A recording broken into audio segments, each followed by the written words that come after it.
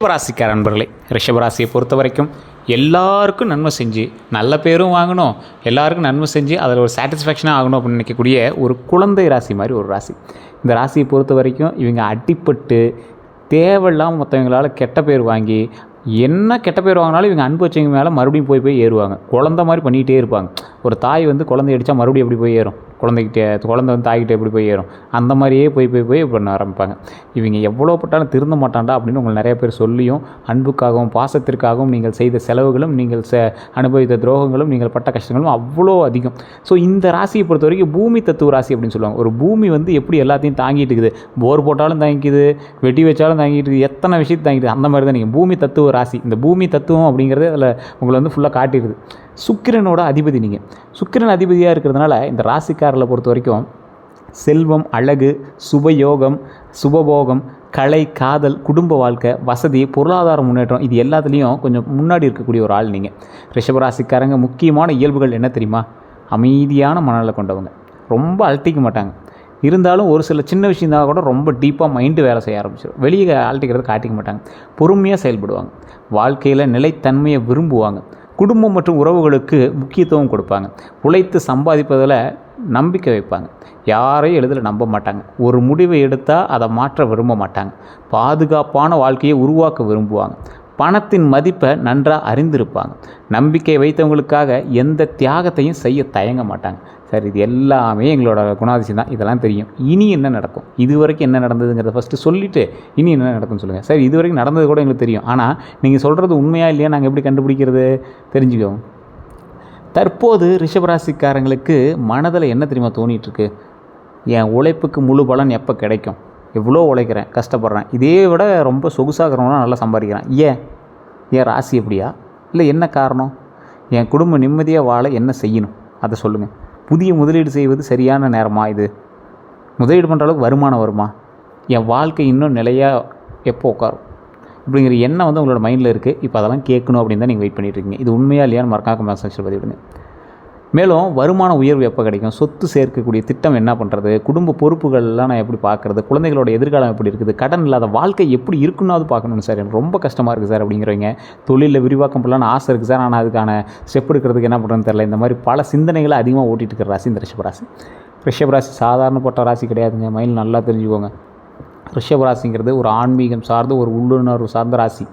சுக்கிரன் அவ்வளோ சீக்கிரம் நார்மலாக இருந்துட மாட்டார். சுக்கிர திசை இருக்குது அப்படின்னா நீங்கள் பிரபலமான ஒரு ஆளாக மாறிட்டு இருக்கீங்கன்னு அர்த்தம். அதே போல் சுக்கிரனே உங்களோட ராசி அதிபதியாக இருந்தால் அப்போ நீங்கள் உங்களோட வாழ்க்கையில் எதை செஞ்சாலும் பிரபலமாகிறதுக்கான வாய்ப்புகள் இருக்குது.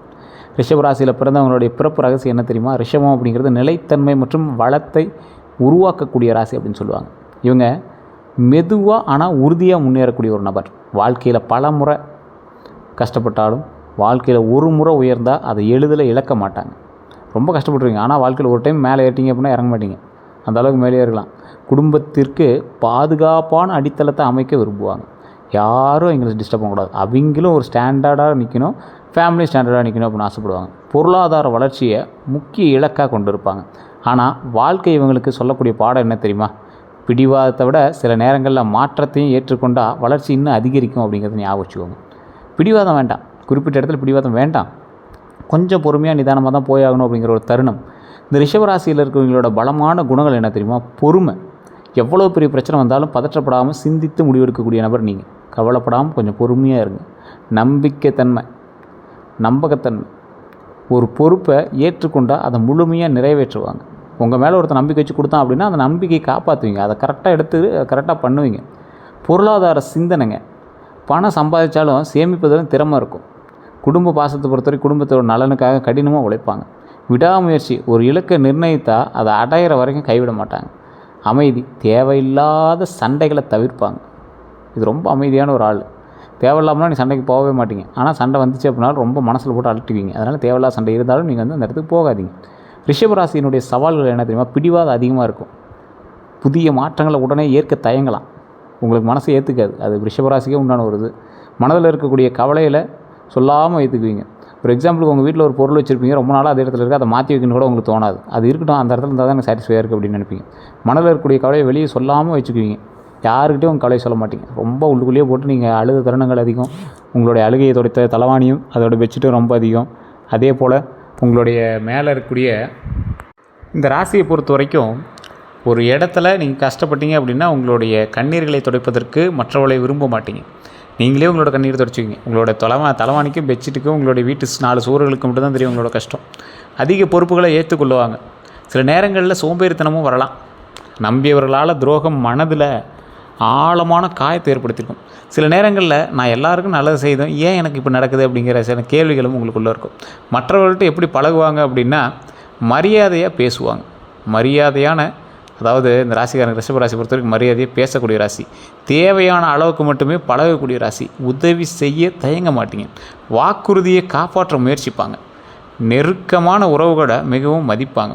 இந்த ராசி நெருக்கமான உறவுகளை மிகவும் மதிக்கக்கூடிய ராசி அப்படின்னு சொல்லுதுங்க. இந்த ராசியை பொறுத்த வரைக்கும் இன்னொரு ஹைலைட்டான விஷயம் என்ன தெரியுமா? ஒரு முறை நம்பிக்கை உடைஞ்சி அப்படின்னா மீண்டும் பழகுவது மிகவும் கடினம். உங்கள்கிட்ட யாராவது நம்பிக்கை இழந்துட்டான் அப்படின்னா அவன் மேலே நீங்கள் என்ன பண்ணாலும் நம்பிக்கை வைக்க மாட்டீங்க. அவ்வளோதான் அப்படிங்கிற மாதிரி தான். மற்றவர்கள் இவர்களை எப்படி பார்ப்பாங்க தெரியுமா? இவங்களை அமைதியானவராகவும் நம்பிக்கையானவராகவும் நம்பகமானவனாகவும் உழைப்பாளராகவும் குடும்ப பாசம் கொண்டவராகவும் பொறுப்பானவராகவும் பார்ப்பாங்க. இதெல்லாம் நீங்கள் இருக்கீங்களா அப்படின்னு சொல்லுங்கள். அப்போல்லாம் ஒன்றும் இல்லையே சார் அப்படின்னு நீங்கள் நினச்சாலும், ஆனால் நீங்கள் அந்த அளவுக்கு ஒரு ஐடென்டிட்டி பர்சன் தான். ரொம்ப அமைதியானவங்க தான், நம்பகத்தன்மையானவங்க தான், உழைப்பாளி. நீங்கள் குடும்ப பாசம் ரொம்ப அதிகம், உங்களுக்கு பொறுப்பானவங்க அப்படின்னு சொல்லுவாங்க. ஆனால் சிலர் பிடிவாதக்காரராக இருப்பாங்க. பொதுவாக மெதுவான முடிவு எடுக்கக்கூடிய நபர் நீங்கள். உணர்ச்சிகளை வெளிப்படுத்தாதவர் நீங்கள். அப்படிங்கிற தவறான சில விஷயங்கள்லாம் நீங்கள் எப்பயுமே மைண்டில் எடுத்துக்க மாட்டீங்க. யாராவது ஒருத்தர் தவறாக உங்களை ஏதாவது சொல்லிட்டாங்கன்னா மைண்டில் எடுத்துக்காமல் நீங்கள் போய் உங்கள் வேலையை பார்க்க ஆரம்பிப்பீங்க. மைண்டில் மட்டும் ஆனால் ஓடிட்டே இருக்கும் மனசில். ஸோ ஏமாற்றங்களும் துரோகங்களும் உங்களுக்கு ரொம்ப அதிகம். ரிஷபராசிக்காரில் பொதுவாகவே பாதிக்கப்படக்கூடிய இடங்கள் அப்படின்னு பார்த்தீங்கன்னா உறவுகள், நண்பர்கள், பணம் தான். இந்த 3 விஷயத்தில் நீங்கள் அதிகமாக பாதிக்கப்படுவீங்க.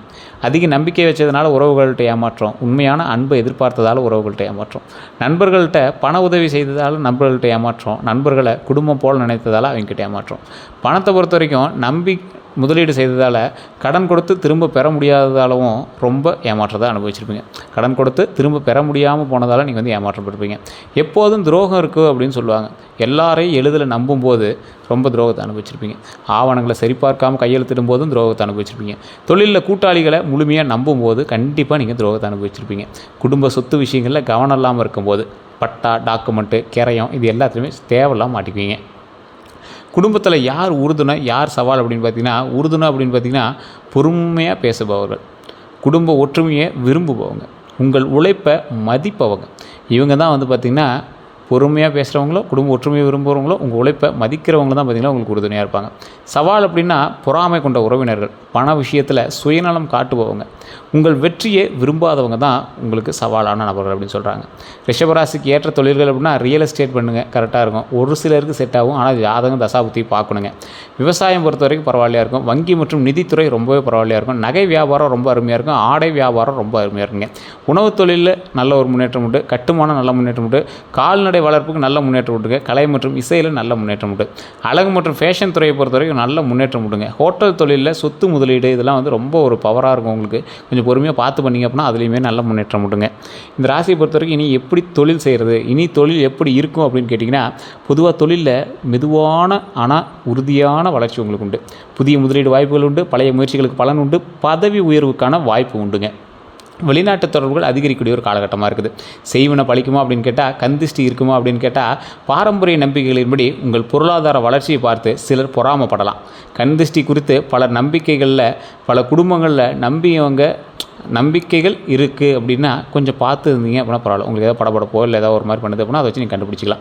அதே போல் செய்வினை பற்றியும் பல்வேறு கருத்துக்கள் உள்ளன. இதற்கான அறிவியல் ஆதாரம் எதுவும் இல்லை. இருந்தாலும் உங்களுக்கு ஏதாவது படப்படப்பு இருக்குது, உங்களோட திடீர்னு ஏதாவது ஒரு விஷயங்கள் உங்களுக்கு ஏற்பட்டிருக்கு அப்படின்னா அதை வச்சு நீங்கள் ஜாதகத்தை வச்சு செக் பண்ணிங்க அப்படின்னா ஈஸியாக கண்டுபிடிச்சிடுவாங்க. இல்லை சார் நான் எங்கே சார் செக் பண்ணுறது அப்படின்னு கேட்டால் கீழே ஒரு நம்பர் கொடுத்து அந்த நம்பருக்கு ஃபோன் பண்ணிங்க அப்படின்னா ஆட்டோமேட்டிக்காக உங்களுக்கு கிளியராக சொல்லிடுவாங்க. மன அமைதிக்காக இறை நம்பிக்கை ரொம்ப முக்கியங்க. நல்ல எண்ணங்கள் ரொம்ப முக்கியம். நேர்மையான வாழ்க்கை ரொம்ப முக்கியம். உதவியாக இருக்கக்கூடிய ஒரு காலகட்டம் இந்த காலகட்டம். இந்த காலத்தில் நீங்கள் எப்படி ட்ரை பண்ணுறீங்களோ அதுதான் லைஃப்பில் கொஞ்சம் மேட்சிங்காக வர ஆரம்பிக்கும். நல்ல நேரம் எப்போ ஆரம்பிக்கும் அப்படின்னா திட்டமிட்டு செயல்படும் போது நல்ல நேரம் ஆரம்பிக்குதுங்க. தேவையற்ற பயத்தை விட்டு விடும்போது நல்ல நேரம் ஆரம்பிக்குது. புதிய வாய்ப்புகளை ஏற்றுக்கொள்ளும் போது நல்ல நேரம் ஆரம்பிக்குது. சேமிப்பு மற்றும் முதலீட்டை சரியாக நிர்வகிக்கும் போது நல்ல நேரங்கள் ரொம்ப அதிர்ஷ்டமான நேரங்களே உருவாகுதுங்க. அதிர்ஷ்ட நிறங்கள் அப்படின்னு பார்த்தீங்கன்னா பாரம்பரியமாக பச்சை, வெள்ளை, இளஞ்சிவப்பு சுக்கிரனுடைய தொடர்புடைய நிறங்களாக கருதப்படுதுங்க. அதிர்ஷ்ட எண்கள் அப்படின்னா பொதுவாக 6, 2ங்க. சாதகமான நாள் அப்படின்னு பார்த்திங்கன்னா வெள்ளிக்கிழமை ரொம்ப சாதகமான நாளாக இருக்கும். திருமணம் மற்றும் குடும்ப வாழ்க்கையை பொறுத்த வரைக்கும் குடும்ப வாழ்க்கையை மிகவும் மதிக்கக்கூடிய நபர்களாக இருப்பீங்க. உறவில் நிலைத்தன்மை விரும்புபவர்களாக இருப்பீங்க. துணைக்கு பாதுகாப்பான வாழ்க்கையை வழங்க முயற்சிக்கக்கூடிய ஒரு நபராக இருப்பீங்க. பொறுமையும் புரிதலும் இருந்தால் குடும்ப வாழ்க்கை சிறப்பாக இருக்கும் அப்படிங்கிறத நல்லா தெரிஞ்சுக்கிட்டு வாழக்கூடிய ஒரு நபர் நீங்கள். இது குடும்பத்துக்கு உங்களுக்கு அற்புதமான காலகட்டம் தான். குடும்பத்தை கரெக்டாக மெயின்டைன் பண்ணிங்க அப்படின்னா நல்ல ஒரு முன்னேற்றத்துக்கு உண்டுங்க. குழந்தை பாக்கியத்தை பொறுத்தவரை குழந்தைகளினுடைய கல்வி மற்றும் எதிர்காலத்தில் அதிக கவனம் செலுத்துவாங்க. ஒழுக்கம் மற்றும் நல்ல பழக்கங்களை கற்றுக் கொடுக்க விரும்புவாங்க. வண்டி வாகன யோகத்தை பொறுத்த வரைக்கும் வசதியான வாகனங்களை விரும்பக்கூடிய நபர் நீங்கள். குடும்ப தேவைக்காக வாகனம் வாங்கக்கூடிய வாய்ப்பு இருக்குது. பராமரிப்பின்படி கவனம் செலுத்துறது ரொம்ப நல்லது. வண்டிகளை ரொம்ப ஜாக்கிரதையாக பார்த்துக்கிறது ரொம்ப நல்லது. சொத்து யோகம் உண்டு, வீடு வாங்கக்கூடிய யோகம் உண்டு. அதில் நிலம் முதலீடு செய்யக்கூடிய வாய்ப்பு இந்த காலகட்டத்தில் இருக்குது. குடும்ப சொத்தால் நன்மை கிடைக்கக்கூடிய வாய்ப்பு இருக்குது.